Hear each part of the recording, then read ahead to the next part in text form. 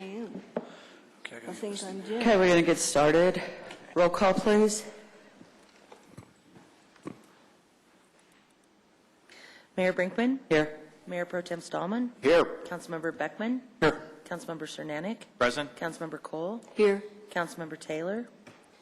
Councilmember Valdez? Present. Okay. Please stand for the pledge.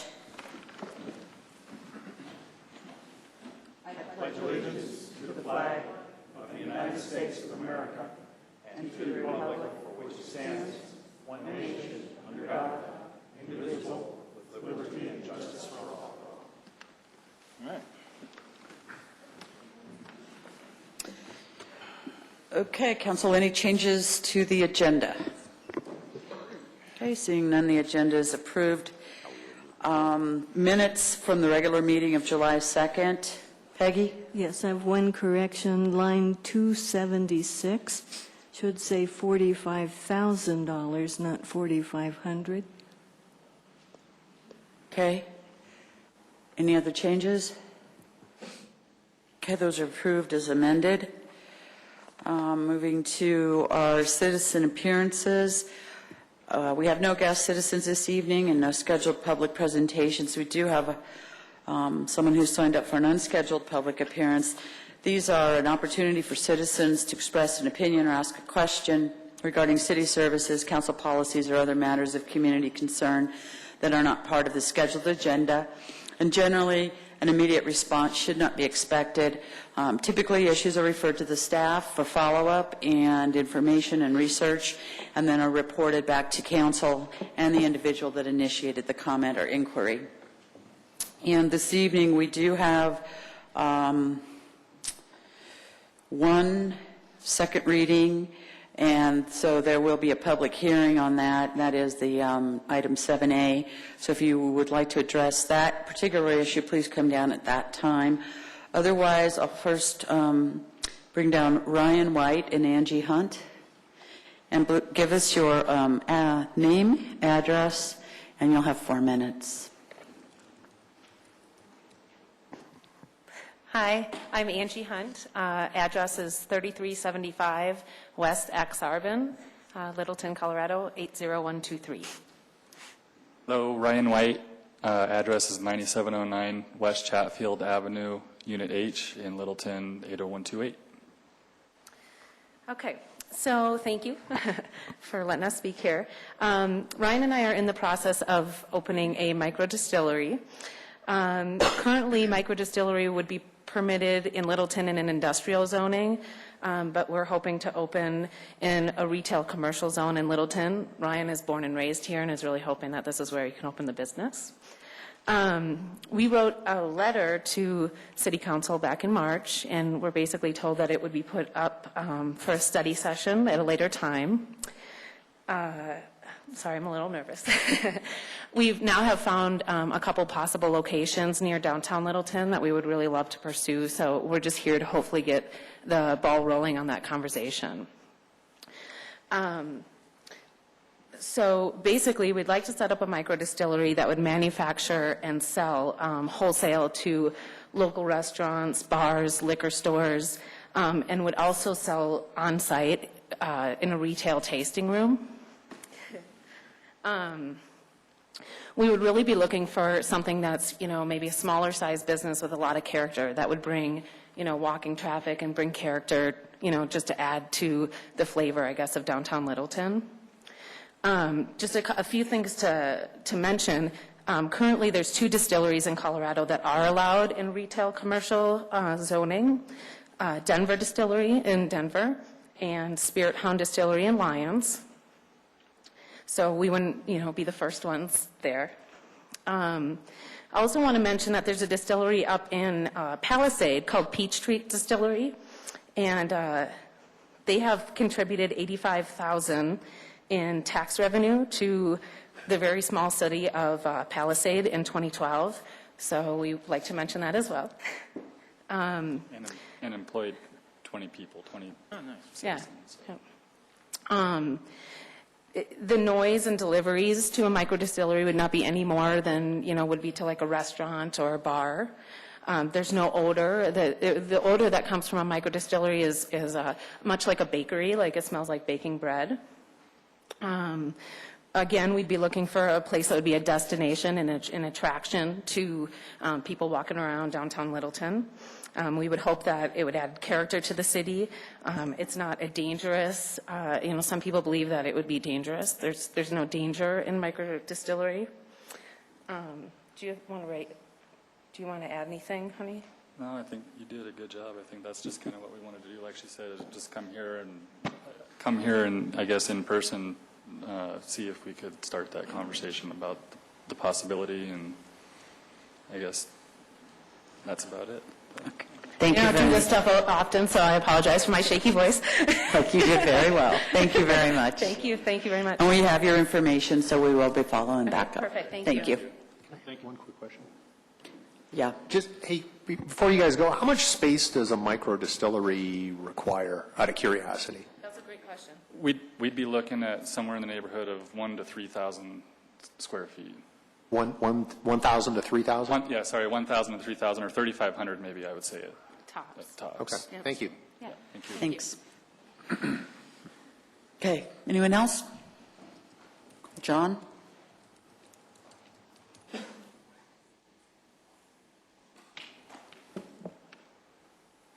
Good evening, Council. John Watson, 4500 West Hinsdale Avenue. Staff, citizens. I was going to do a PowerPoint, but I was going to wait for impact fees until it was the appropriate time, which is second reading, but since we don't know under our protocols when that's changing and what our next council meeting is going to be and when the second reading is, I just wanted to make a preliminary impact on impact fees if I could, my information. My issues on impact fees from the study session were on the numerator and the denominator. Not so much on the denominator, which is the number of residences. It's shown as 19,800 in the study. My difference is not significant. It's more of a trend line. The 2010 census shows Littleton at 19,434, so the denominator would be somewhat smaller in my assessment. It does tend to show that our annual growth is more in the 2 to 3%, which becomes significant on the apartment issues we've talked about. The more significant issues for impact fees before we get to that second reading and the actual ordinance would be the numerator issues, and those are going to be based upon the cost of capital improvements and our capital expenses. And it's also going to be based on the percentage of those improvements attributable to development. Now that's going to be particularly significant in the already approved Littleton Commons, as we'll point out. Also, some of the other issues that I've faced are the citizen and developer expectations that I want to talk about.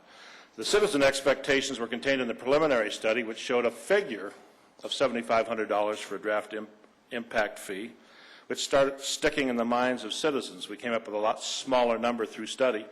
Also, we've talked to developers, and the developers that have committed, Andy Clay said the $10,000 impact fee was reasonable and appropriate. And Charlie Mallon of the Bellevue Villages said that he was prepared to pay $10 a foot on an average 1,000 square foot rental unit, which is $10,000 again. And we're, of course, proposing $5,274 for an impact fee amount. My numerator issues are going to be the police and fire for the first two. The police amount was shown on the impact study of $6,952,659. Now, I can't get responses to give me capital costs of the police department, but we're showing a budget of $10,885,100. The police number did seem rather low in terms of the capital costs for the police departments for the city, and I was frankly concerned. It looked like we hadn't included all the capital costs. Also concerned because the impact fee study approached it as though we were preparing for the defense of litigation, and that's not the point of an impact fee study. Our point should be the reasonable expected capital costs per unit for the city of Littleton for the next 5 years. And I don't want to prepare for litigation. We have to have some reasonable nexus, and when we get ready to do the report card on this study, which is going to be the second report on it, if you will, we're going to talk about what the purpose of the study is, and that's to come up with a reasonable number.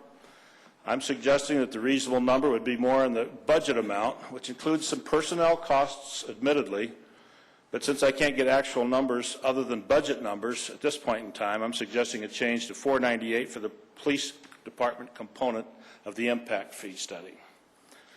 My other and bigger concern, because it's a bigger number and because it shows more of an avoidance of the actual facts, is the fire numerator. And that was shown as being $8,303,976. Now, Randy Granville apparently has the study of all the capital costs, 3 phone calls and 4 emails, didn't get a single response. But he showed on the impact fee study that we have 2 stations. We have 8 stations. Littleton owns 3 of them. My source is Doug Clark, since he will talk to me. We have a budget of $16 million for the fire department, and yet only half of that budget was included in the impact fee study. I think clearly it's wrong. Now, Dr. Cole has suggested, and I certainly agree, that if we aren't going to make those changes now, and I certainly agree that we need an immediate impact fee, it can't be done soon enough to suit the people that I talk to, except for developers. But if we can change the fire amount to 732 amount, we meet the nexus study because we've got a budget for it, and we've got the actual amount in the budgets, and I think that would be a reasonable and necessary number. John, you need to wrap it up. I'm half done. I'll finish the next time. Thank you. Thanks, John. And I'll have your report card for you. Okay. Anybody else? Paul?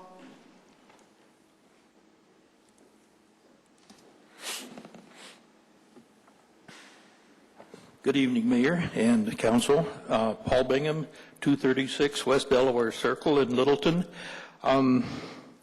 Just briefly, I want to thank you all. Last study session, I was watching you folks proceeded to put back the board liaisons. Not all the boards, but some of them, and I appreciate that. I think that's a good move. During the study session, the paragraph 8B that included that said shall, but in the one you're working on tonight, it says may. I'm a little bit concerned about that, but in general, I just want to tell you thank you. I think that's a good move. Thank you, Paul. Anybody else? Doug?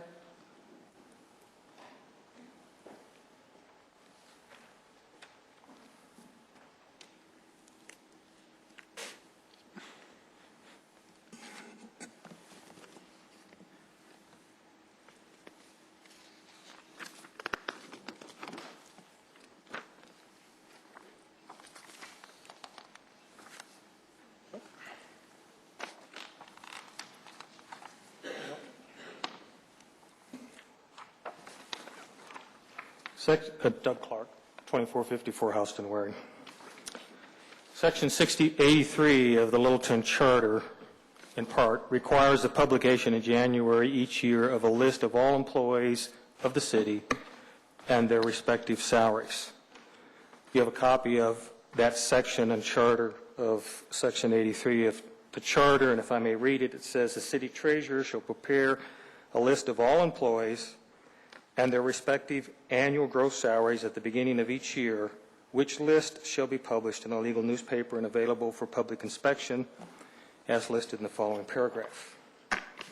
That provision has been in the Charter for the last 53 years, and councils have complied with this provision for the last 53 years. Your handout shows an example of what was published in 2011 in the Littleton Independent in January of 2011, which lists all the employees of the city and their salaries for 2011. Unfortunately, it appears that you all have chosen not to follow the Charter when you disagree with the requirements listed in the Charter. Next page of your handout shows what you published in January of 2013, this year. January of 2013, you don't list all the city employees unless you happen to drop 200 of those employees between 2011 and 2013. What you chose to publish instead, it appears, is a list of employee positions, not a list of employees, as required by the Charter. This is disturbing for a number of reasons. One is the lack of transparency. And I'm sorry that this is so small and it takes a magnifying glass to read it. But on 2011, it actually lists names. 2013, it lists employee positions. There's 454 employees listed in the 2011 There's 254 listed in 2013. This is disturbing for a number of reasons. One is a lack of transparency. If you complied with the charter, as the past councils have, we would not only know who was employed by the city, but how many employees you actually had and how much they were getting paid, which is clear the intent and specifically the language that's in the charter. Now, with what you've chosen to publish, we don't. Second reason this is disturbing is this isn't the first time you all have chosen to just disregard a portion of the charter that you didn't agree with. You violated the charter in awarding a severance package to the city manager that wasn't allowed in the charter, and now you're violating the charter by ignoring the requirement that apparently you don't agree with for publishing a list of all the employees of the city. Now, given the fact that I understand you're considering submitting changes to the charter, I'm puzzled by what you're going to submit.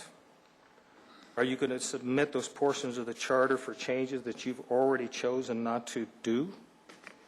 Or are you going to submit other portions for changes to the citizens when you've already decided which portions you don't want to follow? I mean, publishing a list of employees is a pretty straightforward thing. And as I said, it's been happening for the last 50-some years.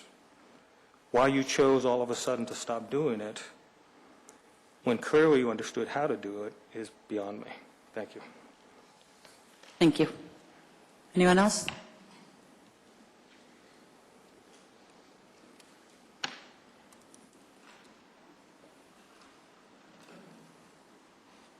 Could we put the Into, yeah.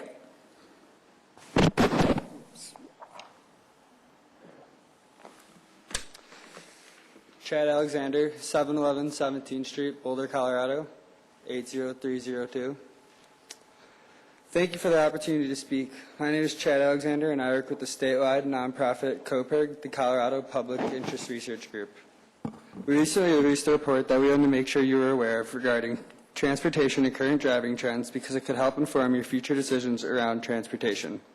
Our report found that for the 8th year in a row, the average number of miles driven by Americans has declined.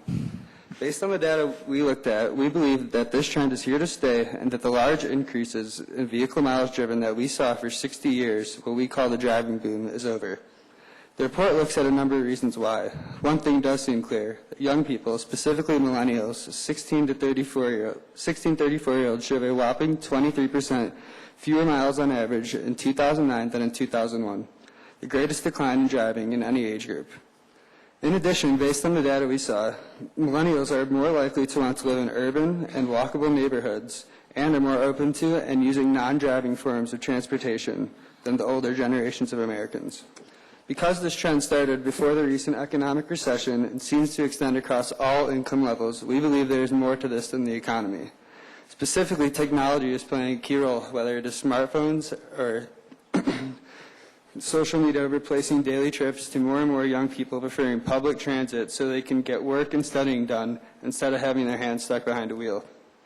The data points to this trend continuing, and as baby boomers who really fueled the boom are moving out of the phase in their life where they do the most commuting, and more driving-averse millennials move into that phase, these demographic changes will likely keep driving down for decades. Based on the data, we projected 3 likely scenarios.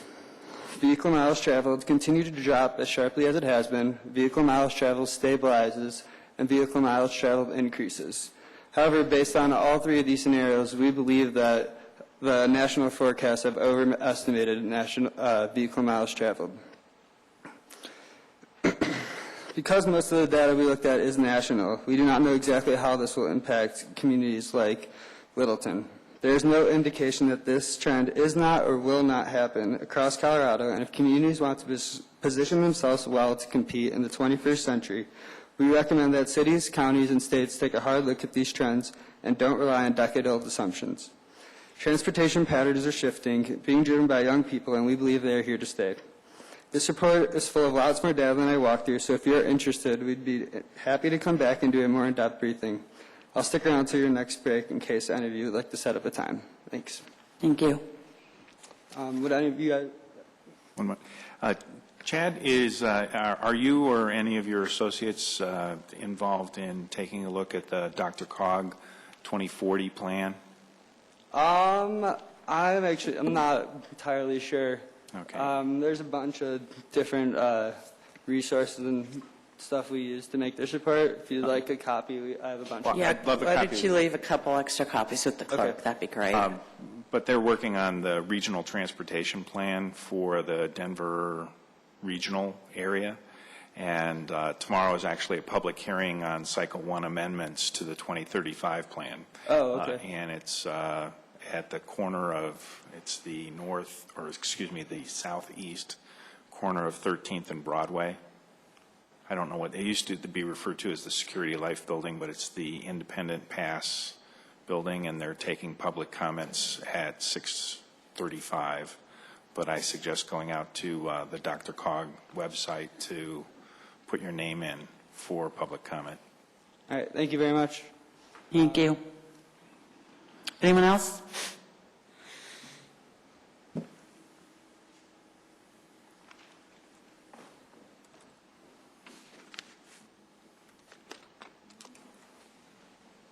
Good evening. Leah Burkett, 5730 South Bemis Street. First thing I wanted to talk about tonight was just the minutes. I didn't get here on time. I assume you already made your changes to the minutes, but I wanted to clarify what I was saying. I didn't agree with the minutes there. I did not state that I had not heard of the meeting on July 2nd. I stated that I was surprised to see the first reading of Broadstone on the first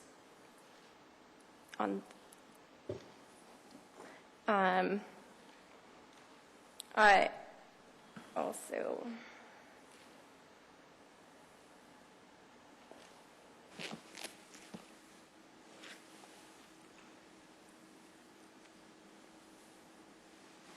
stated that I didn't understand why there wasn't a public hearing because the website specifically said that there would be. The website still says that on it. I looked at it today. And I just wanted to add to where it says, Mayor Brinkman, that you clarified the reading is not a hearing, it is to set the public hearing, that the public hearing actually at that time had already been set to August 6th in a previous meeting. Mr. Penny, thank you for your reply today on the email, and I just want to say I watched your meeting from the other week and what you're planning on changing with the ordinances and how those will be read. It's, I'm still not comfortable with the way that the Broadstone first reading went, and particularly the language in your legal notice where it says that you desire to approve the plan and that you considered evidence and testimony, because all you did was set the public hearing. So I'm not comfortable with that language being in the whereases for the legal notice. Last but not least, I couldn't agree more with the gentleman who gave the presentation about light rail, and I just wanted to comment on agenda item 6F tonight. Definitely, you heard me up here months ago saying I think we should do a TOD study, and this seems like a great opportunity to do that.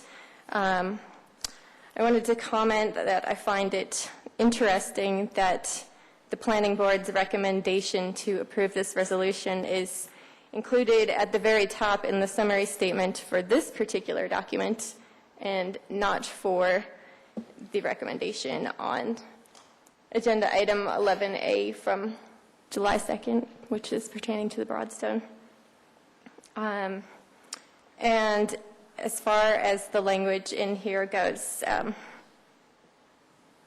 this communication and the whereases refer to projects being funded through the grants, and I didn't know what is meant by the word projects, and I'm not trying to wordsmith this. I just want to know whether that means proposed projects, future projects, or if they're talking specifically about the studies that will be done. So projects and studies, I think, are two different things.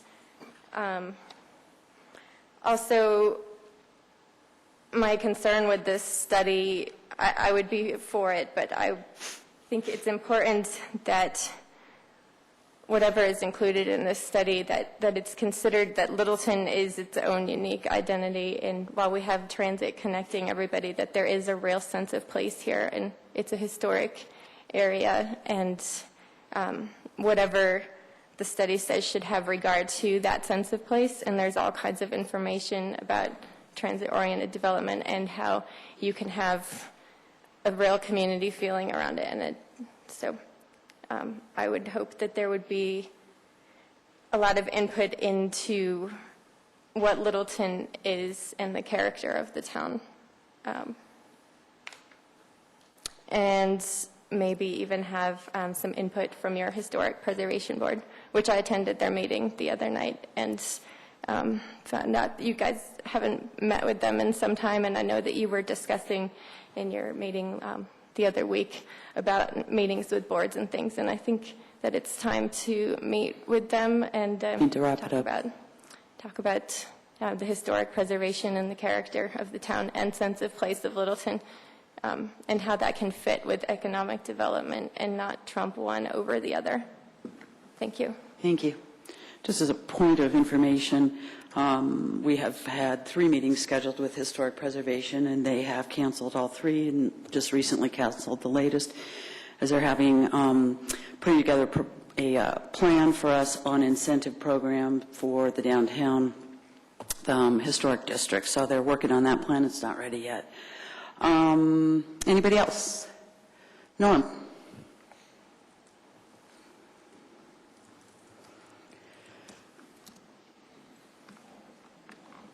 Good evening, Council. Norm Brown, 6081 South Spotswood Street. About the charter, I've asked 2 or 3 of you and talked to you briefly. My question was, who defends the charter? From the interviews with the city attorneys when we were outsourcing that, the discussion clearly indicated, and I think properly so, that the city attorney works for the council. So it falls to you guys to defend the charter for the benefit of the citizens. It's a contract. If when you run for election or when you're elected, if you're not familiar with it, you should be. And it's maybe one of those things that kind of gets overlooked. It seems like perhaps a to-do list of requirements that the charter has in it would be a good thing. Sometimes, for those of us that are married, I won't go too deeply into this, but we have a to-do list from other sources. So that's a suggestion, that maybe that would be a good way to approach this. I do want to thank you. Since the budget hearings, budget discussions last fall, when it was not clear exactly which council members supported what portions, there was attempts to get around directly recording votes and so on, consensusing and so on and so forth. It has been better, and it is more clear. It should be overt and explicit as to what things council people support in the budget, in study sessions. I certainly appreciate that effort. The needle has moved toward better in that part of it, and it's very welcome to me. As elections come up, I will reiterate my question to the people that are running and say, are you prepared to defend the charter, the city charter, or if you prefer, let's get the changes out there. There's been discussion in study sessions about charter changes this fall, and the citizens are involved in working on a couple. So let's do it the right way. You guys work for the citizens. The city attorney works for you. Work together. Get that list of things. If it's a simple oversight, that's understandable. If it's just something that you kind of want to ignore, I think the citizens deserve better. Thank you. Thank you, Norm. Anyone else? Okay, seeing no one, we'll move to the consent agenda. Consent agenda items can be adopted by a single motion, and all ordinances must be read by title prior to a vote. Any consent agenda item may be removed at the request of a council member. Consent agenda item 6A is a resolution authorizing the city to enter into an intergovernmental agreement with Arapahoe County to coordinate the municipal election on November 5th, 2013. Item 6B is a resolution authorizing the city to enter into an intergovernmental agreement with Douglas County to coordinate a municipal election on November 5th, 2013. And 6C is a resolution authorizing the city to enter into an intergovernmental agreement with Jefferson County to coordinate a municipal election on November 5th. Jefferson County has two agreements. The first is the IGA for coordinated election, and the second is an agreement for the Tabor portion of the election. Arapahoe and Douglas County include their Tabor portions in the IGA for coordinated elections. Item 6D is adoption of our amended legislative rules. I want to pull that one. Peggy's pulled that. Item 6E is an adoption of our protocols and standards that we've amended. And 6F is a resolution of support for a grant request for Dr. Cog Transportation Improvement Program funds for studies related to the light rail station. The grant applications can range from $75,000 to $200,000 and require 20% local match. Projects funded through the grants must further the implementation of plans at existing or planned rapid transit stations, locations, or urban centers identified in the MetroVision 2035 plan, the region's long-range plan, and the primary policy statement of the Dr. Cog Board. The City of Littleton has two existing rapid transit stations, the downtown and the Mineral, and both locations meet the criteria for applying for these grant funds. And I need a motion. Madam Chairman, I move we approve consent agenda items 6A, 6B, 6C, 6E, and 6F. Second. We have a motion and a second. Any discussion? Ready to vote?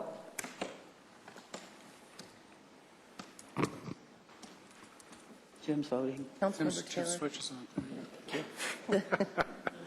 The vote is 6 in favor. The motion carries. Best vote Jim ever gave. Okay, Peggy, you pulled 6D. Yes, it's just a minor correction on 2G, the order of agenda. And I appreciate it says it may be organized as followed, but the way we discussed normally that it may be would have announcements and reports just before adjournment. So I think it would be good to put it in that order. It was just a minor error. Okay, everybody okay with that? Michael? I was just going to say, rather than, if you guys are comfortable, we'll just make that change and not wordsmith it. Okay. I'll work with Councilman Cole and. Jerry? Yeah, I was going to say, because I know we discussed removing reports to the end, but this is saying that we're not, right? No, this is saying, the change just wasn't made, but it is phrased by may be organized, so this is I would prefer flexible. to have reports still at the beginning, because there are times when we all say things that we would like everybody to hear, as well as those at home. And if we leave those reports to the end, I think a lot of folks will miss those. I think it is up to us to keep the reports short for everybody's sake, but I would prefer that reports still remain at the beginning. That's all I have to say. Thank you. Okay.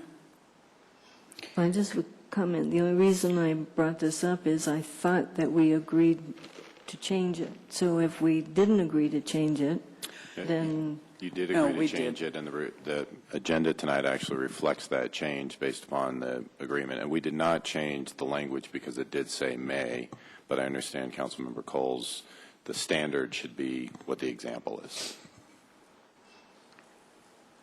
Okay. Peggy, do you want to make a motion? Okay, so I'm... Oh, I'm sorry, Bruce. Well, should we discuss or include some additional to Jerry's concern, or was it just discussion?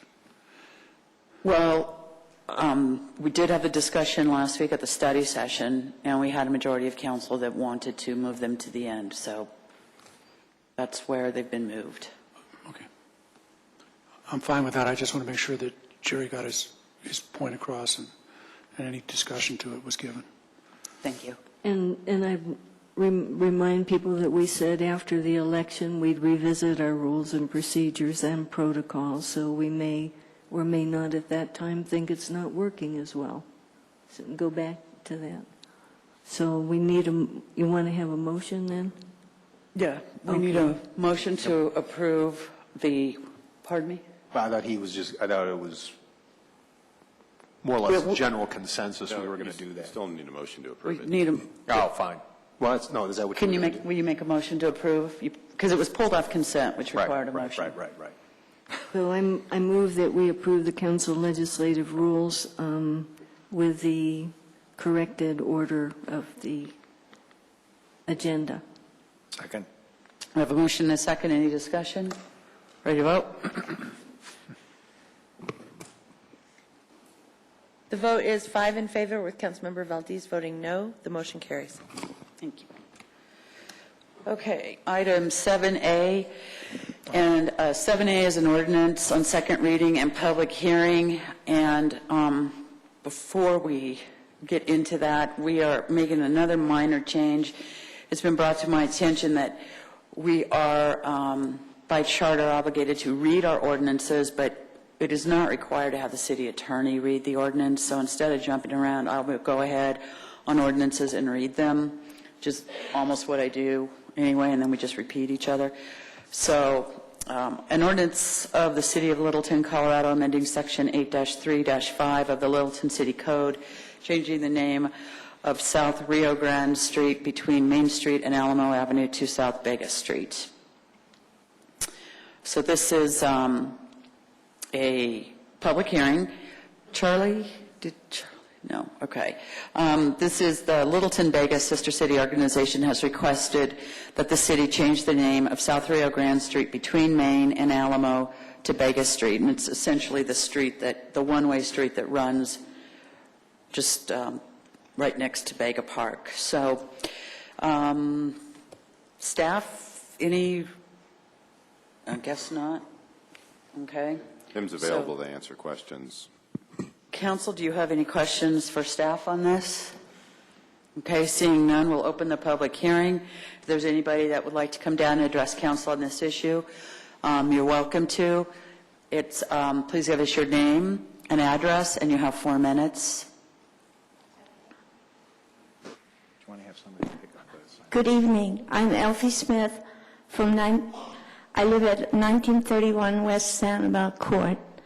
I'm also the president of the Littleton Bigger Sister Cities, and my board joins me in giving very enthusiastic report to the proposed renaming of the short extension of Rio Grande, which borders Vega Park. Our organization marks its 52nd year. This exchange program has created lasting friendships between the citizens of our far separated communities for over a half century. It is this tradition which continues to develop and grows with a Littleton membership of over 100. During our last visit to Vega in 2011, Littleton was honored with the dedication of the Columbine Memorial Park Monument. We feel it is important to reciprocate this thoughtfulness during the upcoming visit of the Vega delegation. Having Rio Grande terminate at Main Street rather than a block away at Alamo would enable the renaming of that one-way street bordering Vega Park. In honor of our friends in Vega, I urge the council to approve this proposal. Thank you. Thank you. And I've just been handed a public hearing roster where we have a number of people who have signed up. They are in favor and they do wish to speak. So I will read your name, and if you still wish to speak, you're welcome to come down. I got the last name is Smith. That was Alfie. Okay, gotcha. Dick Lautenbach.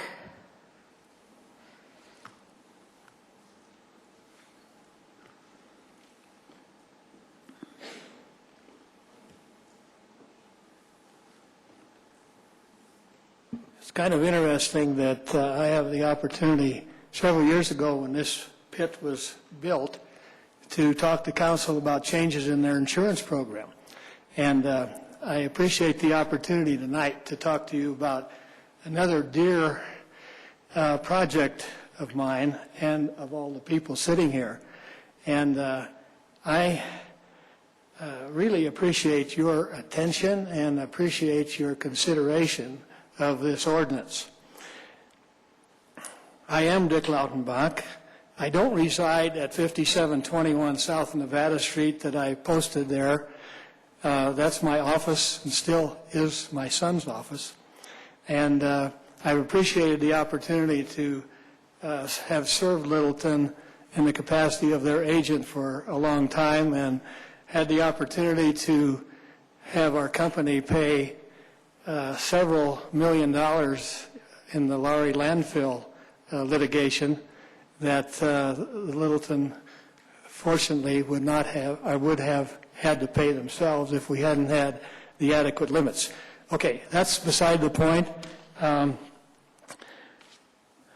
going to read because I don't have my prompter here tonight, and I will be more explicit if I can read what I have written down.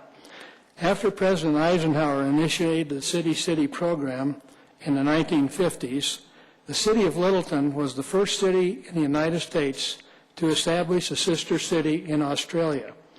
And Bega was the first city in Australia to establish a sister city any place in the world. We were recognized by Eisenhower for this.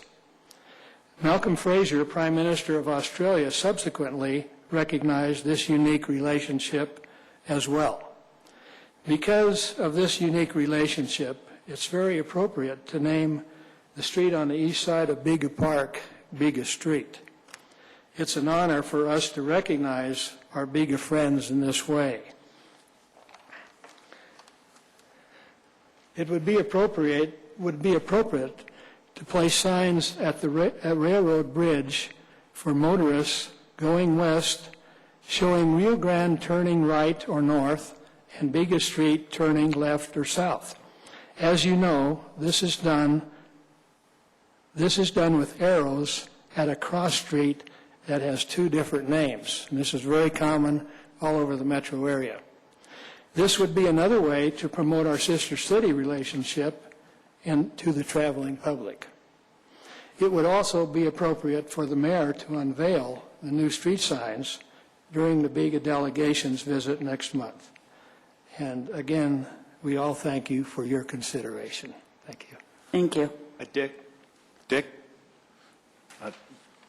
one comment and one question. What time is it in Bega? Pardon me? What time is it now in Bega? What time is it in Bega? It's 15 hours ahead. So it's 15 hours ahead. It's already the 17th there. Because of daylight time, it could only be 14. 11 a.m. tomorrow. Okay, so, and the question is, are they watching you? The other is a comment. Excuse me, they're all sleeping right now. One of our neighboring cities, Cherry Hills Village, the mayor there, Doug Tisdale, is at the National Conference of Sister Cities in Phoenix this week. So, just for other folks to know. You've had the privilege of being in those meetings in the past, and it's been a delight. And we helped Lakewood establish their sister city relationship with the town in Australia as well. Thank you. Thank you, Dick. Chad Alexander. He spoke on the other. Kathy Hoy Geip. Did I get it? Oh, good. There you go. I got it. That's what you got it.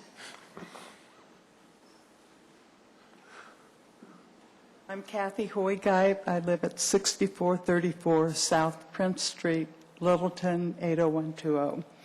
I'm on the board for the Littleton Bega Sister City Exchange, and I do think this would be a lovely way to honor our guests who are coming next month. And as I drove here tonight, I paid attention to that little stretch of road, and I didn't see any signage at all. I think there is an assumption that it would be called South Rio Grande for lack of anything else, but currently it's just a lovely little street that runs by Biga Park, and I think I wholeheartedly support naming it Biga Street. Thank you. Thank you.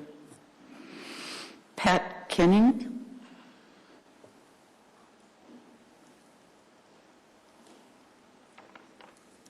I'm Pat Kenning, 1153 West Shepherd, Littleton 80120.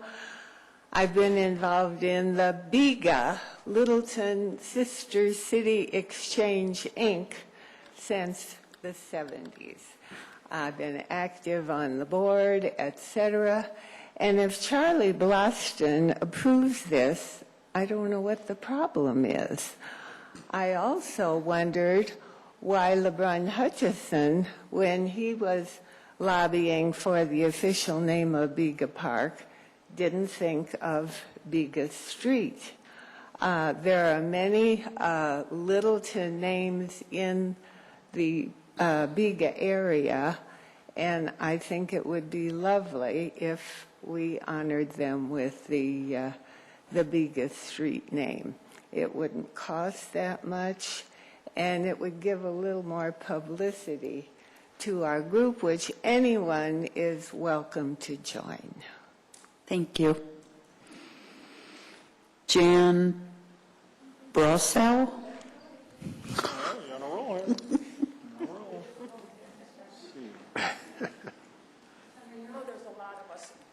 Before you tonight. Thank you for your consideration and for listening to all of us. I come on behalf of the past 3 presidents before Elfie who weren't able to join us tonight, but Ken Coddington, who was the president from 96 to 2001, David Necker from 2001 to 2006, and then myself from 2006 to 2011, to let you know that we are all also in support of this. The reason, when it was brought up in the first place, our whole purpose, was to honor the sister city. And our thought was that since this area that is right by the park probably will not have an address on it, there would be no need to change that particular area. So we were hoping that this would be something that you would give consideration to, and we appreciate your time. Thank you very much. Thank you. Australian Council, Mark Gregan.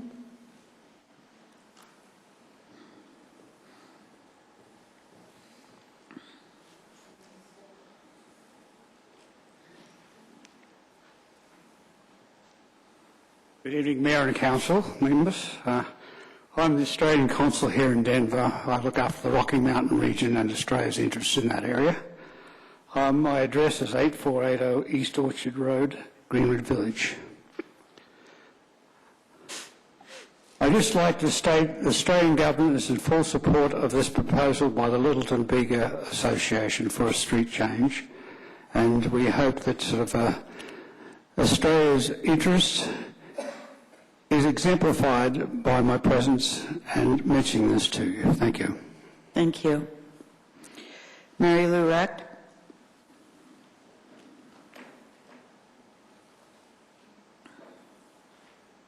Good evening, Mayor and Council. Coming and talking in support in the favor of naming. Name and address. Oh, I'm sorry. Mary Recht, 3050 West Prentice Avenue, Unit F, Littleton, 80120. Thank you. And speaking to support the name of the name change for the street to Biga Street. We've traveled with the Australian delegation, or with the Littleton delegation to Australia 2 times with students who are given the amazing opportunity to travel with us and giving the opportunity to visit a foreign country and be an ambassador for Littleton to Australia. And I was on the selection committee last for 2011, then the delegation went to select the student. And it's just very eye-opening to see what it does for the students and how much of a learning experience it is for them. And I think just having a little strip of street to go along with the Biga Park would just be the added touch. And it's, there's really nothing on that address, on that street. And I think people just use it kind of as a U-turn anyway. So they can make a really good opportunity to use a good name on that street and name it Biga Street. Thank you. Thank you. Gunnar Rec? Okay. And you are in favor of the ordinance? Okay. That's who has signed up. Is there anybody who didn't sign up who'd like to speak? Okay, seeing no one, I'll close the public hearing. And I need a motion, council? Got one more. Oh, I'm sorry. Public hearing remains open. The microphone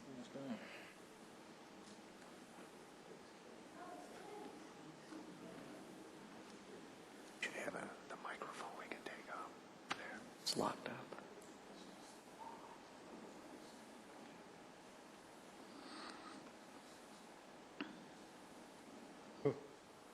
I appreciate the opportunity to speak in favor of the ordinance. What's your name, please? Kenneth Coddington, 805 Front Range Road, Littleton.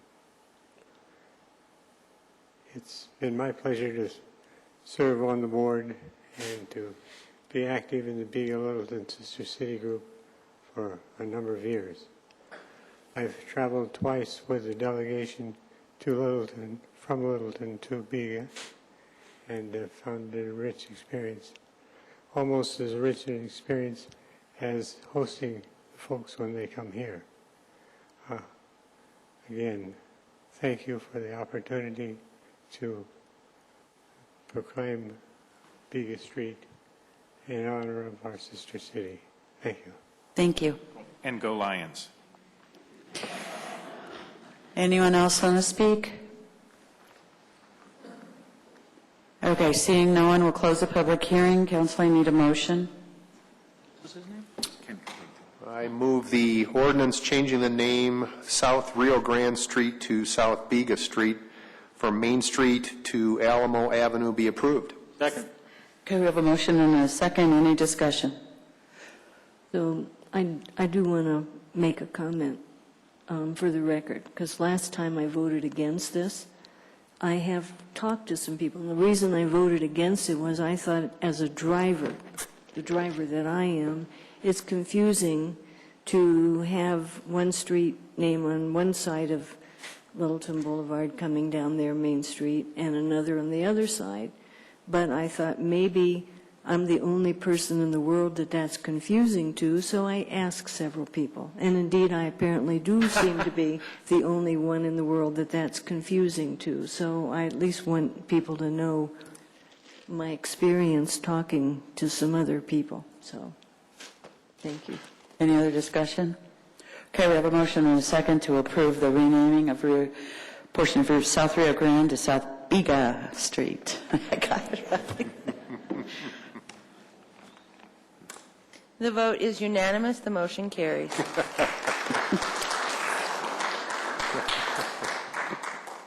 We'll take that. Yeah. Do it again.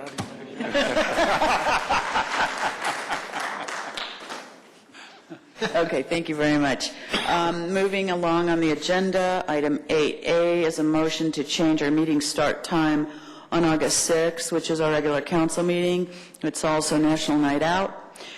And so we are looking at changing that start time from 7 to 8 p.m. Council, any comments or questions? If not, can I get a motion? I move to approve the start time of 8 p.m. for the August 6th regular city council meeting. Second. Okay, we have a motion and a second. Any questions? Bruce? Wendy, you guys will, or Michael, somebody's going to send the list of all the scheduled events, festivities that night, so we can...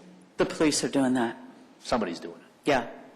They've got the Alumni Association, they've got a National Night Out coordinator and all that. You'll be in plan. Thank you. Indeed. Yep, they're putting it all together right now. Okay, Peggy? Yeah, and I appreciate the background statement that's in here, but another good reason for changing the start time is to allow the people who are hosting and attending parties to come to council also. So if we start and they're still partying, there's a bit of a conflict there. So, we had a huge group tonight. We might have a huge group come and speak. We'll always next leave the time. parties early for council meetings. And that happen all the time. Right. We're here. And what do we have on our agenda for that night? Yet to be determined. Hang on just a minute. 'Cause I know we thought about canceling, then we said no, something's No, on. that's the We've public got hearing. marathon. Marathon second reading. No, it's, August Yeah, we do. I thought it was Broadstone. Broadstone's the 30th. Broadstone. Broadstone's the 30th. Second reading. This is the 6th. Yeah, I'm sorry. Who's other miscellany? Okay, any other conversation, discussion, questions? Okay, council ready to vote? Yes, vote moves meeting on August 6th to 8 p.m. start. The vote is 6 in favor. The motion carries. Okay, item 9A is ordinance on first reading to amend the Littleton City Code to implement a capital facilities impact fee system. I will read that ordinance. An ordinance of the City of Littleton, Colorado, amending Title 11, Chapter 7 to revise the method and amount of capital facility impact fees to be charged for residential and non-residential development in the city, to fund capital improvements needed to address demand attributable to new development for police, fire, museum, library facilities, parks and transportation, and conforming amendments to sections 2-3-1 and 11-9-2 of the city code. And this is just as a matter of procedure. As the first reading on this, we will have a second reading on it, which will be the public hearing. So the intent tonight is staff is here to give a brief description of this and to give us an update and information on the following of procedural listings and postings, et cetera, whatever is needed to be done. And then if we have questions about this that are procedural and necessary, or things that are point in fact that are missing in the communication that you would like to see, that type of thing. Any broad discussion will be held off until the second reading with the public hearing. So this is part of a very old way that we did first readings, and now it is our new way that we do it. So maybe feels a little awkward, but I think we'll get through a few of these and know exactly how we're going.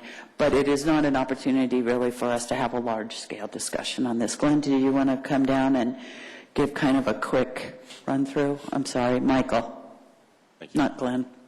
Glenn's name's on here. I know, so I'm going to do it. So briefly, just primarily for the record more than anything else, this ordinance is the culmination of an evaluation of the existing or historic public facilities fee, which, as council is aware, did not pass a legal nexus.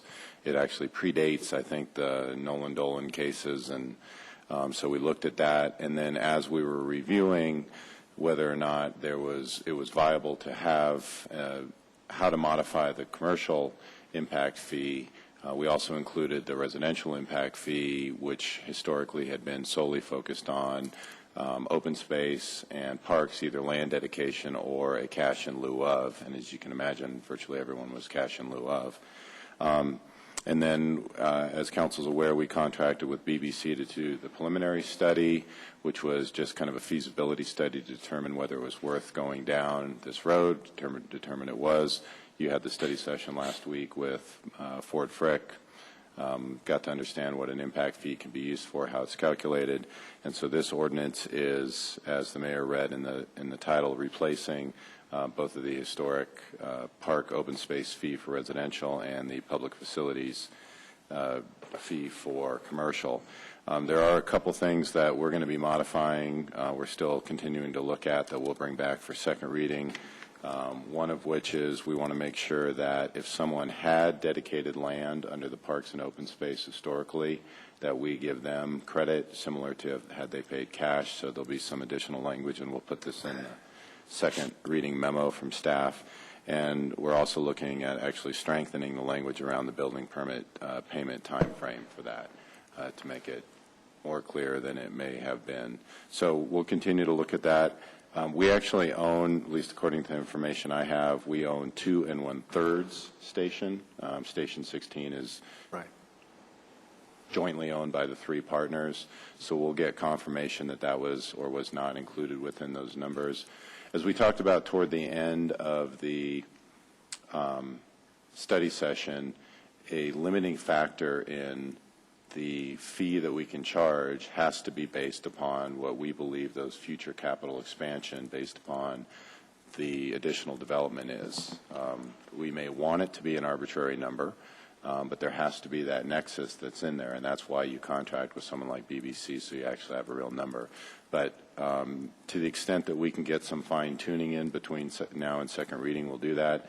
As I had indicated on the study session, we will continue to fine-tune our capital programs and come back to you at the appropriate time to update the those capital numbers and affect the actual fee. So certainly from a staff perspective, we recommend that you move this forward on first reading.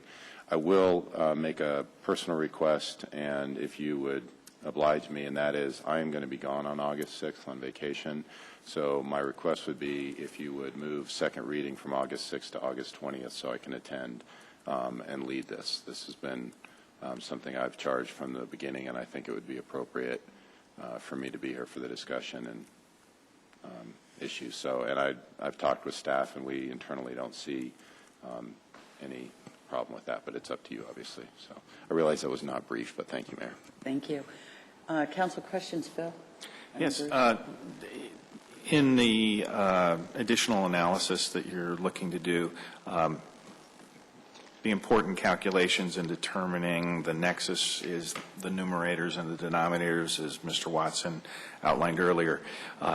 If you could also expand some of the analysis to look beyond the BBC report to say what ranges or different numbers could be used that and risk or not risk points upon those ranges, that would be appreciated. Are we talking about in terms of like housing numbers, or what pieces of the analysis? Well, it's in the pieces of the analysis. It's the numerators and the denominators. There's components of the numerators, which are the different dollar amounts that capital to be amortized over the units, and then there's also the units, which are the denominators, and how those have been determined, or what range might be. All right, I'm not sure, just to be direct, I'm not sure what we can do between first and second reading, because that's what we hired BBC to do, was right. Because it's not really a range. I mean, it's what do we want to put in there, and that's why he interviewed the staff around what do we know. The challenge is we have limited knowledge, being direct, and we want to fine-tune that, as I've said. So I understand that that's just, but they're important numbers, and if there are other options, what they might be with language. Okay, and I can follow up with you on that too. Thanks. Bruce. I think it's really important to put on the record tonight, since a presumption was laid out earlier that we were missing such things as personnel costs and operating costs. The example of the police department was given. The fact is, during the presentation, Colorado law was very specifically discussed, and Colorado law limits to capital-type expenditures that are specifically related with a nexus to the event that you're putting the funding toward, and where you're getting it from. It's very specific. And so a fire, such as an impact fee for fire, has to relate to a capital expenditure that relates specifically to that type of growth, and it has to be 5-year minimum for the lifespan of a capital item. There were some very specifics, and that was quoted in Colorado law. So I don't want to leave the public watching this with the impression that somehow we were trying to find the easiest answer. We're trying to find the legal answer to protect the liability of the city and be able to hold up in court. This has been allowed since 2002. If there was a mistake made, I think it's previous councils not considering this since 2002, and suddenly we're looking at it now. But this is where we are, and we're going to do it right. Any other questions, Bruce?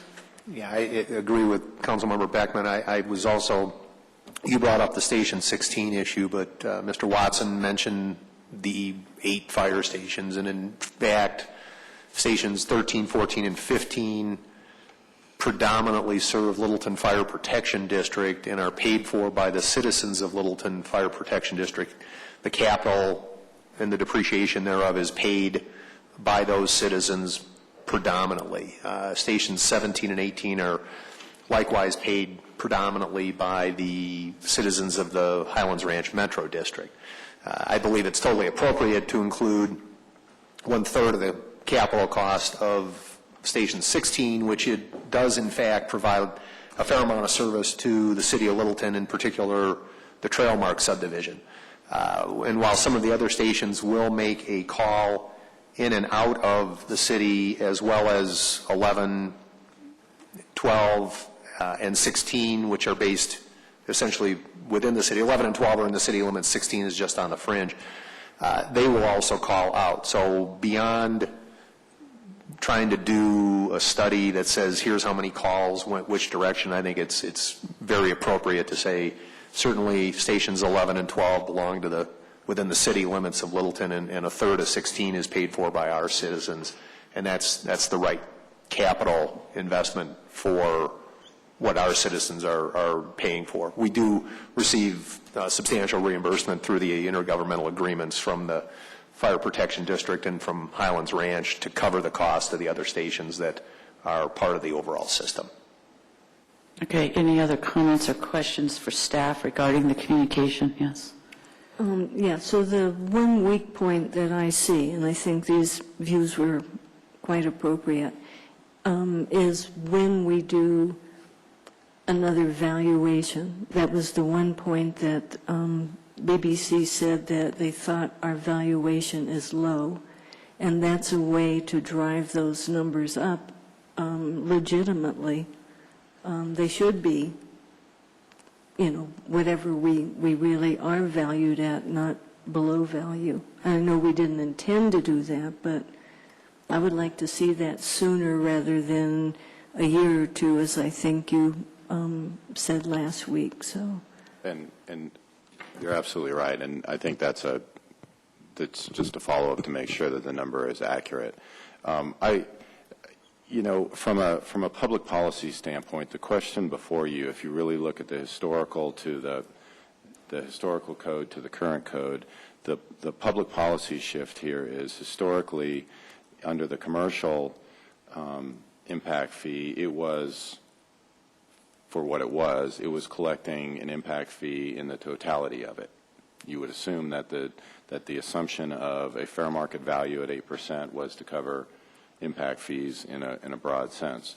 In the residential, the ordinance said we're collecting it solely for the purpose of open space and parks. And so the number we can debate and argue and fine-tune and tweak and everything, but the public policy shift, as I see it, that's before you this evening, is really around is it appropriate for the residential to pay beyond just the open space and parks, but now pay its pro rata share of police, fire, administration, everything that you guys are cognizant of? Because the dollars are obviously shifting, but that's the substantive shift within the public policy, and obviously staff's putting forward an ordinance that we believe is appropriate, and that the answer is yes. But we will continue to fine-tune, and to Councilmember Cole's question, I hope that we're not talking years out. I mean, we're working diligently as staff to get these capital projects fine-tuned so that we can really come back in a more timely fashion and update those numbers. And to your comment, our insurance valuation is certainly a component of that. So. And then I have another question, too. On 1174, related to when credit can be given, and there are two instances. The second is persons who have paid the previous public facility or open space fee and have yet to build their building. And I think if this is an impact and somebody paid for something, as we sort of had recently, 15 years ago or whatever, they haven't pulled any permits, done anything, the impact is going to be quite different, I guess, than what would have been anticipated 15 years ago. So should there be some kind of time limit on reevaluating if that's the case? I'm sorry, I don't really understand the question. What we're saying is we're trying to avoid double dipping. If somebody we have a real example in an application where somebody had paid because previously our time was at subdivision, our time of collecting the fee was at subdivision, which wasn't related to when the impact was actually realized by the community. So we have one where it was subdivided, they paid an impact fee however long ago, nothing was ever built, so it's still dirt on the ground, and now we're in a place of, depending upon council action, we will have a new impact fee.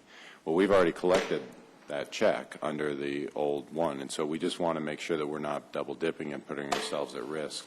No, I understand that. So I'm not clear I on understand that. that piece. Okay. The question is whether if 15 or 20 years after they paid that first one, the impact has gone up significantly, so when they start building what they're going to actually build, maybe even if it's a rezone, but even if it isn't, the impact is much greater. Are you understanding what? Yeah, but you've got to take at the time of payment whenever it was 19, pick a date, they paid under the rules of the city at that time. The fee we are collecting to Councilmember Beckman's comment, that fee is being calculated not on a whim or our desire, but it's based upon real numbers that we believe tie to the impact based upon the number of future units, existing units, et cetera, that you guys are all aware of. And so all we're doing is giving them a credit. I think we're on dangerous ground if we start trying to reinterpret what that original collection of fee was. And So we give them credit, but they may then still owe. Right. Substantially. Okay. Right. And we put a couple examples in there. We are increasing, especially on a rezone, to Mr. Watson's comments that he's been making. If you're taking a rezone from a commercial to a residential piece, that check that's coming in under the current or proposed ordinance, is substantially higher.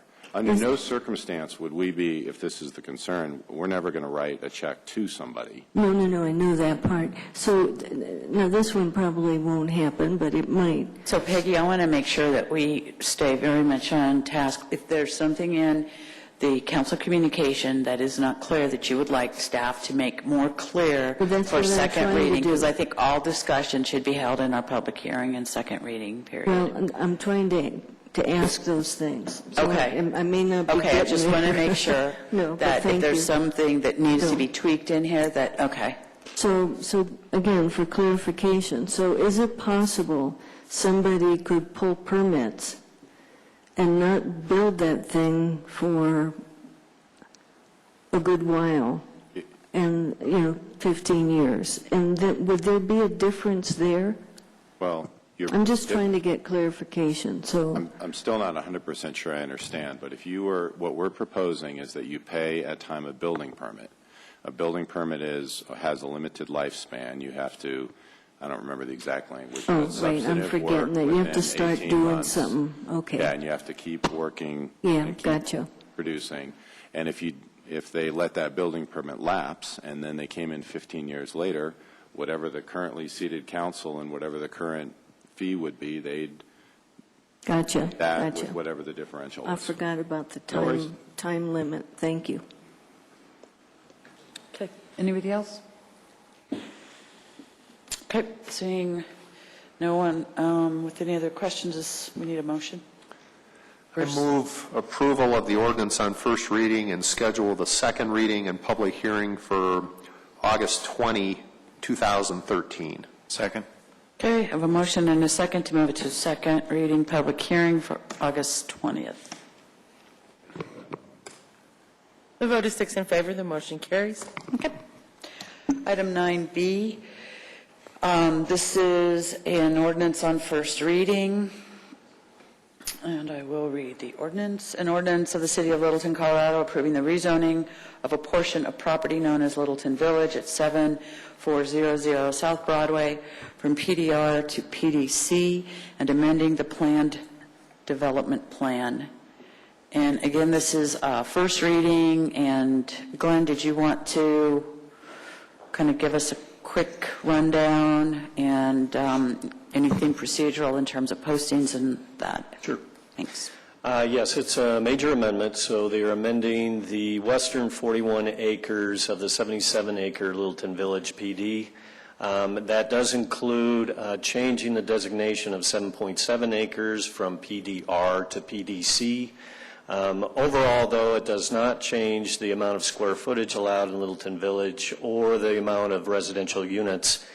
We did post it, and we had a public hearing with the Planning and Zoning Commission, Planning and Zoning Board, and they are recommending approval, 7-0, approval of the PD amendment. So we're asking that you set the public hearing for August 6th. Okay, thank you. Questions, Bruce? Glenn, I didn't see in there, is there a map of what it was going to look like under the original PUD versus, obviously we've got a map of what they're doing now, but it wasn't clear to me what the original... The previous plan? Yeah. You'd like to see that? Okay, we can include that. At least I didn't see it in here. Maybe No, I don't think it was included. You're right. Okay, it'd be good to see that. And I guess there were some questions several of us received from a citizen regarding some drainage issues. You want to address some of that, or is at this juncture, or is that? Actually, our Public Works Director is addressing those, and what the city managers directed us to do is put all those questions, and I've received some questions from council as well, written in the report that's going to go out next week. Okay, that's great. If anyone else has any questions, I'm looking through. I had a couple of others. Phil. Two questions, Glenn. First is the original project for the property was all a single project. I know it had different zonings on different segments of the property, but it was all one project. The information we get has a lot of description in there with regard Tract 1 that's referenced, and doesn't address any of Tract 2. Is this now being divided into two projects, or is it still a single project? It is still a single project, and it will still have two underlying zoning designations on it. But it is still one project, it's one owner, and it will go forward as a unified development. That's required in the planned development ordinance. Okay. And then the second is with regard traffic in the surrounding streets and any signals or additional signals or improvements to the streets that would be needed for the project or to accommodate traffic generated from the project. I didn't see those included. Could those be included, please? Yeah. And again, it gets back to Councilmember Stallman's question. Those are all laid out in the original plan development, and none of that is changing. So that is still requirements of the project. But bring them back. We'll provide that information. Bruce. So, Glenn, in the documents that we were given, there was talk about single-family and townhomes, but we were only talking about Tract 1, and I became confused because I think those would apply to Tract 2 or are there places in Tract 1 where those apply? Because I truly couldn't figure that out. If you could Okay. just clarify that on the map and, point to the different areas, it'd be helpful to me. Sure. And the other question, I want to amplify a little bit what was mentioned on the traffic plan. We really do need to see that, because I could see nothing in here that gave pedestrians or bicycles any right-of-way along Dry Creek or Broadway. And that's an emphasis that the city has now that may not have existed in the previous plan and should probably be applied. And so a plan would be helpful to be able to see that. And I was concerned that on the one hand, it talks about right in and right out and that kind of exit and entrance on Dry Creek. But on the map, it says unless a full intersection is developed. And so I don't know whether we're talking about right in, right out, or a full development. So I'd really like to see what they're talking about. Okay. All right. Okay. Bruce? Glenn, I think on, what page is this? Okay. Page 8 of their response to, it's page 8 of their letter, I guess, page 8 or page 9. Page 8, anyway. It talks about the Littleton Village having what appears to be a metro district, and they're going to have some level of responsibility for the roads. And again, I think it was more just of a detail, and I know this is something that's been floating around out there probably since 2006, but can you either tonight or as a follow-on question sort of explain who's got responsibility for what when it comes to streets and road maintenance and that kind of stuff? If their HOA is doing medians or curb gutter or whatever it is, and if we're doing street, it wasn't clear to me who was responsible for what, just that there was comments indicating they had some level of responsibility. That it? Sure, why not? Yeah, for the moment. Jerry? Cool. A couple things I do want to make sure that are clearly addressed in this plan when it comes to us is the drainage. That was a huge issue a few years ago. And in particular, I'm thinking the Lee Gulch that is to the west. Which gulch is that? Is that Lee Gulch? Yes. Oh, I think it's, Lee Gulch and yes. Yeah, it is. Okay. Because as I recall, there was some good concern there from some residents that we have. Also with drainage to the north. If we can, make sure we really look at that, bring it to us. Also, as I recall, too, there were some safety issues when we were talking about sidewalks and things for primarily for school children as they go, if they have to walk over to Broadway to get around, kind of. And I can't remember specifically what it was, but I do remember it had something to do with having to take a long way around going to Broadway. I just want to look at that as a safety issue to see if that kind of thing has been addressed. Sidewalks to like a bus stop on Broadway, what would be the typical way folks would travel to get there? Is that what As I recall, it had something to do with as you leave the property onto Broadway and head north to go, what is it, that's not Panama, whatever that is, but Getty's. Fremont. No, it's Getty's. No, north of the property. Getty's. So anyway, if there's some discussion on that, that'd be helpful. Okay. Thanks. Okay. Bruce, and then Bruce. Just to help what Jerry was saying, I do recall the issue was to get to the elementary school that's to the north. For the kids that are living within the development, the suggestion of the previous plan was that they would walk out to Broadway and then go north on Broadway and go back down Getty's. And that was a major topic of discussion when the school was just really directly north of the property. And that path would take them through a commercial area and a number of things. And there's an elementary school. That was one of the primary discussions. So the concern is the kids from this project cutting through the commercial district in order to walk to school. Right, when there might be a safer path and a more direct route. All right. Bruce? Yeah, I think, Glenn, the last one for me was, maybe it's on page 4. Again, this might be a different submission from the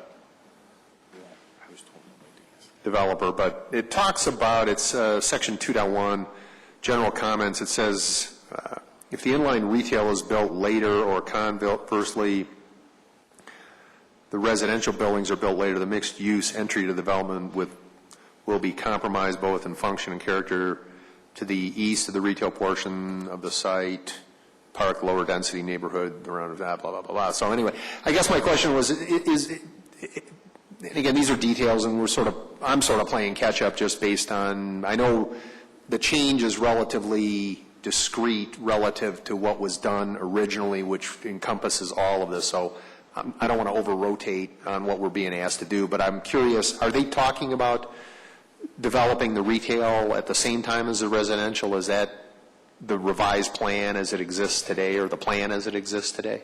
I believe that language actually comes from the previous plan to allow some flexibility of what comes first. But we will take another look at that and see if it makes sense. Yeah, is the expectation on the staff's part that if one comes before the other, are we talking about a relatively narrow time frame versus a relatively longer time frame? I mean, it would be interesting if it were going to happen within 12 months as opposed to 60 months. Mm-hmm. Anyway, that's the inquiry.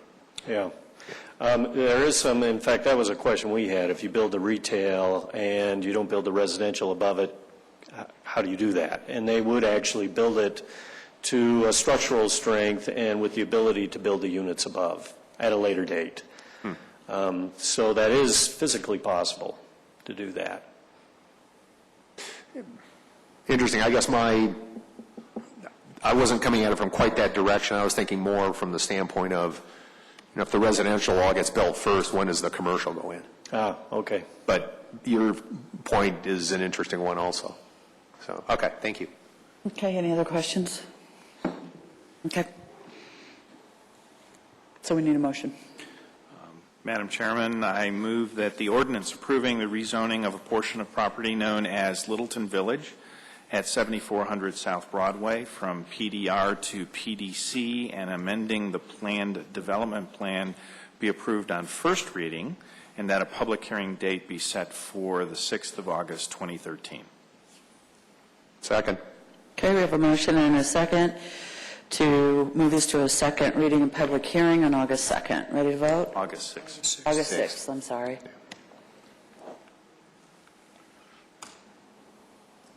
The vote is 6 in favor. The motion carries. Okay. All right. That's a good drawing. So now we are to council comments and reports. City Manager. Thank you, Mayor. Two primary ones. One, I wanted to let council know that the mayor and I have been continuing to work on the Humane Society, or I should say the animal control, and how we're going to address those costs and managing and working with the Humane Society of South Platte Valley. Kind of where we are right now is several of the MOU agencies, other jurisdictions are going to continue to operate as they deem fit, and we're not looking at a regional solution to this. We're continuing to work with Inglewood primarily. What we did, we were able to convene Denver's Humane Society and bring them in contact with Humane Society of South Platte Valley, and we're hoping that the two agencies can work together to figure out how to create some level of efficiencies. Who does what best? How can our local agency work and be more efficient at their piece? And of course, the end result for us is how do we lower our per animal cost? And so that is in process. I think it was last week or 2 weeks ago that we were able to finally bring those two agencies together.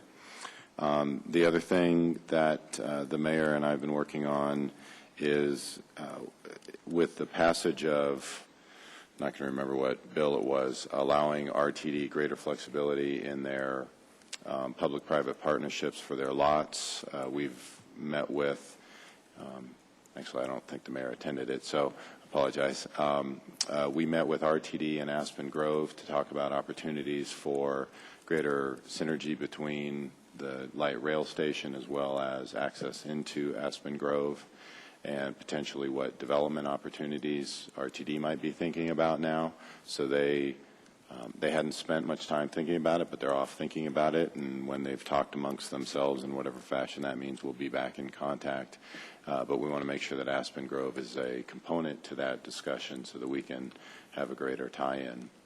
Obviously, kind of on that lines, we are watching revenues, and as I think I've told you before, we're looking at some specific businesses and using that as kind of that canary in the coal mine for the larger businesses. We are concerned with the health of Aspen Grove as we continue to see some of the businesses vacate that and questioning the businesses that are coming in, and are they of the same caliber? Do they have the same carrying strength for the shopping center as a whole? So we're continuing to watch that.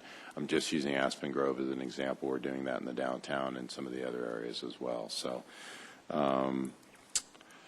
that one's moving forward. And then just kind of on the heels of the last conversation, I just want to remind council that on rezones, and especially Councilmember Valdez, to your question, we're only doing preliminary engineering and drainage and those kind of things. So there's still, at the rezone level, there's still a lot of questions that will come in some of the details, because I know you guys are drilling down into the details. But at this is preliminary engineering at this level. You're not going to get all of that final detail.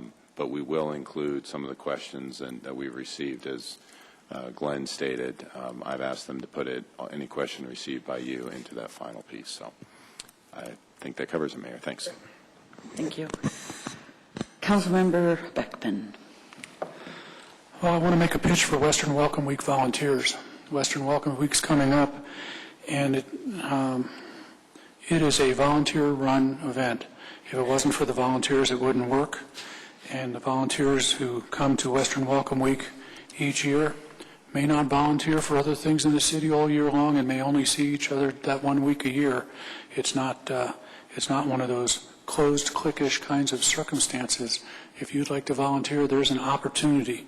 There's opportunities to assist in the different events that are going to be August 9th through August 17th. And if what you're better at is office work and those kinds of things, Cindy Hathaway could certainly use your help between now and then, working in the house, the Bemis House, for preparations. So please consider volunteering for Western Welcome Week. Thank you. Councilmember Cernanek. Three hopefully quick items. South Suburban Park and Rec District at the last board meeting received a presentation by Lori Weigel on a telephone survey that they conducted of 450 people across the district, and a good portion of those folks actually reside in Littleton.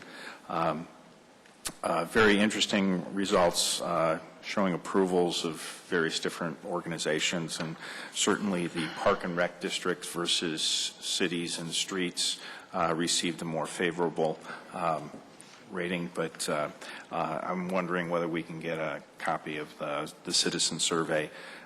And just a sub-note that on August 15th, they will be taking up their board retreat, which will consider their 2014 budget, which impacts some of joint projects that we would be anticipating. The South Metro Denver Chamber of Commerce has its leadership retreat on the 9th and 10th of August, and at the moment, the CEO, John Brackney, is in Washington trying to straighten out and fix the debt. So if you had a chance to catch him, he was on KOA yesterday morning. So good luck, John, on that. And with regard to the Denver Regional Council of Government, affectionately referred to as Dr. Cog, at their board meeting tomorrow, and that was some of my comments I was making to Mr. Alexander earlier. There is actually an informational package in the annual report on traffic congestion included with their agenda for tomorrow, if someone wants to take a look at that regional report from Dr. Cog, as well as there's a public hearing on the Cycle 1 amendments to the 2035 plan. And with Jim's travels, I get to sit at the big table and vote for my own appointment to the Metro Vision Issues Committee. Thank you. Very good. Under 4 minutes. Thank you. Yeah, good job. Good job. Appreciate it. Cool. I just want to remind council and also all of our citizens about the a program that the South Metro Housing Option has, and it's really geared for seniors and folks with disabilities. And it's also income eligible is the criteria there. But they do have some very low-interest loans that can help folks replace their furnaces, electrical updates, plumbing, roofs, gutters, that kind of stuff. But I know as you're all out there talking, folks, you might have somebody come to you and mention somebody that they know could sure use some help. Keep South Metro housing options in mind. Kimberly runs the program. She does a great job, and she really helps a lot of people stay in their homes. So keep that in mind. Thanks. Thanks. Two quick items. The first one doesn't really have overtly anything to do with the city, but it was no, you can't go red. Quick items. Too quick. You can't go red on me the minute I start talking. You're burning your 4 minutes right now. It was actually yesterday I attended the media day out at Lockheed Martin for the MAVEN satellite that is being sent to Mars. Very cool. This thing is about the size of a school bus. And the MAVEN stands for the Mars Atmosphere and Volatile Evolution Satellite. They had it in a clean room. Joe Rice, former state rep Joe Rice, who's the government affairs rep out there, teed the whole thing up, had a lot of people from Jeffco, from CU, because they've got a lot of engineering students and stuff, but flight director and a lot of the technical people who are responsible for the project were talking about the nature of the experiments and the kind of things it's going to take.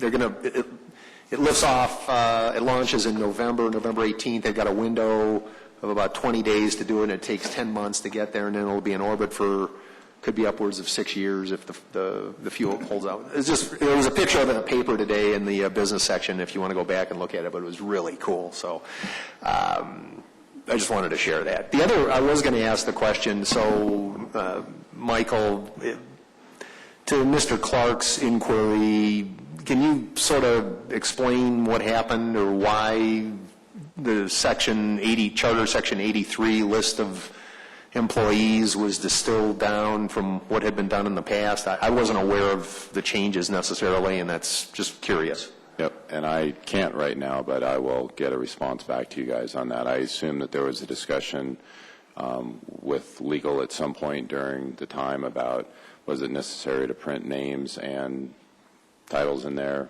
or titles versus individuals. So we'll find out, and I'm also curious on what we did for 2012. But and I also told Mr. Clark that I would follow up with him, but the charter actually specifically states that the city treasurer is responsible for the posting. So in the defense of the city council, it is not your obligation to ensure that that happens. It is the staff's obligation through the charter. So, but my guess it was a difference in legal interpretation about what that language actually means. But and the state also used to do that, and they no longer do it either. So. Yeah. Yeah, we're still, I mean, it says employees and their respective salaries, so, you know, it's 6 of one, half a dozen of the other. I just can't speak any deeper than that. No, I respect that. That would be my expectation. It was an interesting point just by virtue of the fact that I won't speak for anybody else, but I didn't realize there was a change. It didn't occur, and I'm curious to know what the thought process was. And I'll follow up with you guys on what that was. That's all I've got. Thank you. Peggy? I already made the request. No report, thank you. No report. Okay. I actually have a couple items. I do want to make sure we thank Bruce for his report. Thank you, Bruce, for your report. Short? Mm-hmm. Put the clock on this one, Jerry.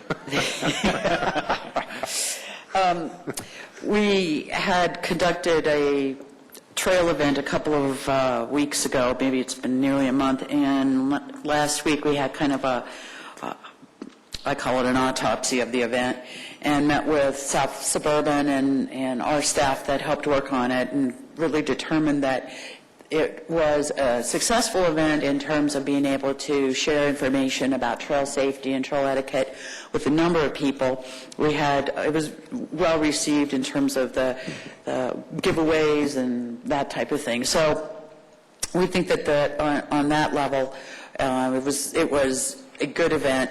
Where it needs some tweaking and some work is on enforcement and some of the other behaviors that are going on the trail, and how do we work with everybody to be able to keep the trail as safe and a good place for people. Part of that is going to involve additional efforts between our board and the South Suburban Board, and we're working right now on putting together a study session for the two of us to join in on, which will focus primarily on South Platte Park. So that will be coming up next couple months, right? I was just trying to remember what the date, we had proposed a date. It was going to be a third one. I think it's in August, yeah. And so you guys, we'll keep you informed on that, but it includes, we're doing it ahead of the budget because it's probably going to involve some budget information. And part of it is also about perhaps investing in some studies and some information gathering about South Platte Park, which we don't have, in order to be able to make some better decisions. Do not touch that, please. Okay, there. I'll time myself. It just went red. Did you recycle? Mayor, we've tentatively got August 22nd scheduled for Okay, August 22nd. That may change. We're checking with the South Suburban Board and make sure it's okay with them, too. The other thing is, I would like to ask the boards and commissions task force if they'd be interested in reconvening for maybe one or two additional gatherings. When we met with the Littleton Public School group, one of the things that came out of that is how could we involve the kids. And I met with Clay, and I'm not going to remember his last name. He is a director of, I believe it's secondary education, and I met with him about what we could do, and one of the things that we kind of hashed out was having some of these students that are very, very interested in some relationship to government to actually sit as a student liaison to some of our boards and commissions, and perhaps more the quasi-judicial ones, the ones that have a little bit more of that kind of legislative aspect to it. And he thought it was a great idea, and he felt that some of the students that they have that are particularly interested in government, that it would be a great integration for them, as opposed to shadowing staff around or coming and sitting in a council meeting and taking notes. But this would be involvement. So what I promised him I would do is ask the commission or the task force to come back together again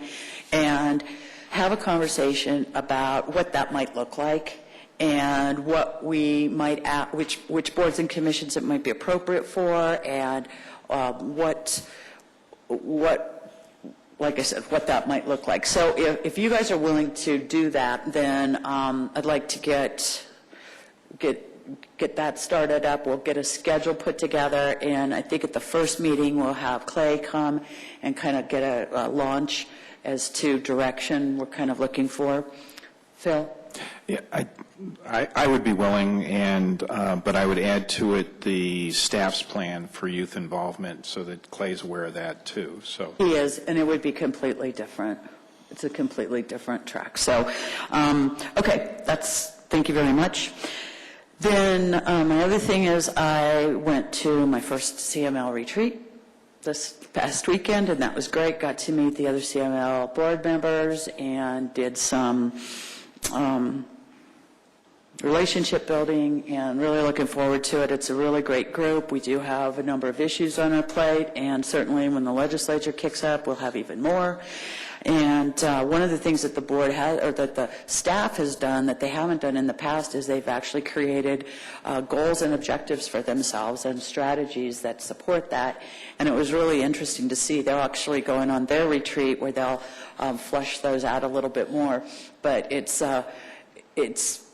you know, with our goals and objectives that we have and how we track everything back to that, the budget issues and policy questions and stuff, and they were, you know, going to apply that to their process too. So anyway, that was great there.